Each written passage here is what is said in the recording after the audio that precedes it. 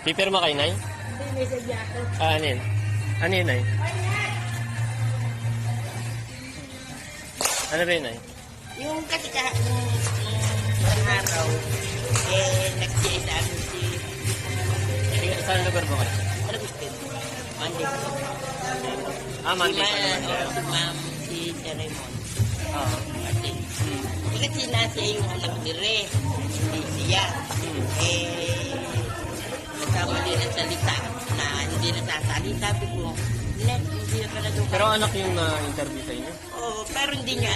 Hindi doon Ano pa ba alam mo, Nay? Hindi ni Tarman. Release siya. Release siya. New member ba or ano? Dati na. Matagal na yan. Parang new watch. Babalik. Ang problema yun nung na-interview yung babae, Yung... ang nabanggit, Sabi doon hindi nasasali.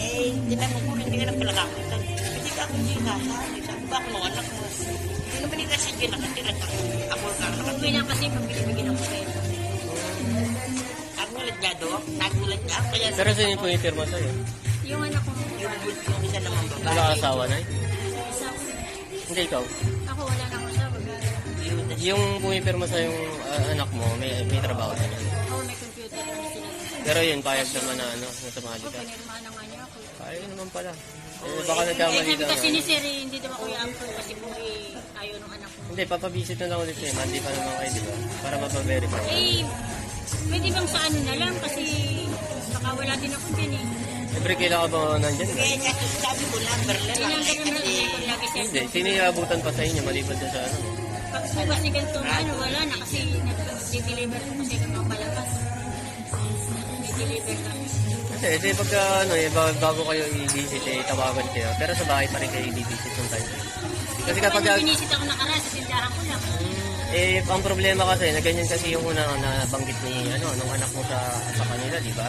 Hindi po pwedeng hindi po kayo mag-visit pag ganyan. Pero nakabisit na sila kaya. Pero i-verify po ulit yan sa pagkagano.